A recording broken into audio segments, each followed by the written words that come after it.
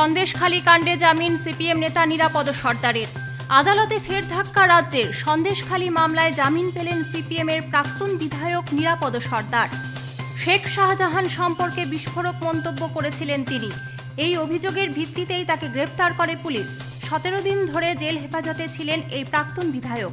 তবে আজ কলকাতা হাইকোর্টের নির্দেশে তাকে নিঃশর্ত জামিন দেওয়া হয়। বলে না ঠেলায় না পড়লে বিড়াল গাছে ওঠে না, কেন 7 দিনের মধ্যে আজকে গ্রেফতার করার কথা বলছে?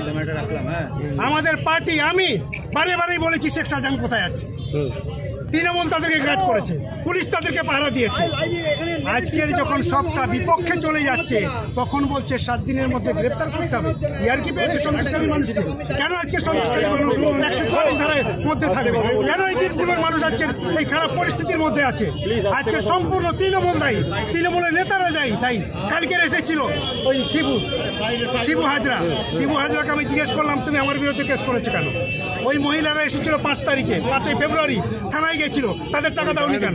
কেন আজকে তোমার নেতারা ঘুরে বেড়াচ্ছে বাড়িতে বাড়িতে? টাকা দেওয়া হবে কেন? আজকে টাকা দেবে কেন? 3 বছর ধরে টাকা দেয়নি, করেছে। সকলের বোঝা দরকার, জেলে না ঢুকলে এটা আমরা বুঝতে পারতাম না। 80% বেশি ইয়াং জেনারেশনকে জেলের মধ্যে রাখা হয়েছে।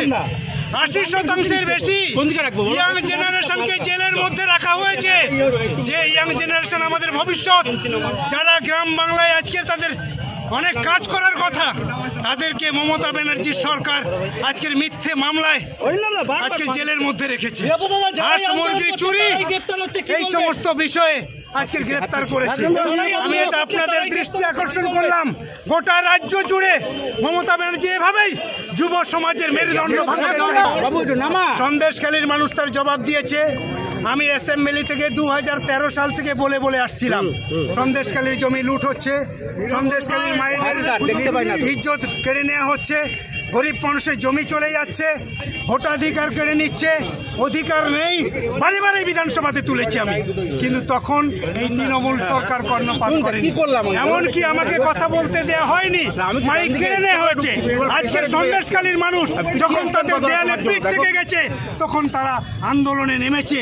প্রমাণ হয়ে যাচ্ছে সিপিএম পার্টি যাদেরকে নির্বাচিত করে পাঠিয়েছিল বিধানসভায়, তারা যে কথা বলেছিল সন্দেশখালীতে বাস্তবে যেখানে যেখানে আমাদের রাজ্যে এই ঘটনা ঘটেছে, সেখানে প্রলেপ দেওয়ার জন্য মমতা ব্যানার্জি এই কাজ করে।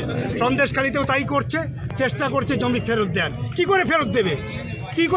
তারও তো একটা নিয়ম আছে, তারও একটা আইন আছে। সব তো তাদের মতন করে। ওখানে আমাদের নেতারা কেউ যেতে পারছে না, ছেলেমেয়েরা কেউ যেতে পারছে না। বাচ্চা ছেলেমেয়েরা যাবে, তাদেরকে আটকে দিচ্ছে। আর তাদের নেতারা সেখানে গিয়ে হরিকীর্তন করছে। ইয়ার কি পেয়েছে? ওখানে ইয়ার কি পেয়েছে? 144 ধারা ওদের জন্য না, 144 ধারা ওদের জন্য না। ওরা মিটিং করছে। আর আমাদের মীনাক্ষী গেছে, পলাশ দাস গেছে, বাচ্চা ছেলেমেয়েরা যাচ্ছে তাদের পাশে, তাদেরকে আটকানো হচ্ছে। সন্দেশখালীর মানুষ তার জবাবের জন্য অপেক্ষা করছে। আজকে কে করছে? আজকে তো নিরাপদ সত্তার ওখানে নেই। কেন আজকে ঘর জ্বালানো হয়েছে? কেন আগুন জ্বলছে? কেন ওই নেতারা পালিয়ে বেড়াচ্ছে? কালকের এক নেতা পালিয়ে এসে কালকে হুমড়ি খেয়ে কোর্টে আমার সামনে কান্নাকাটি করছে, আমাকে বাঁচাও।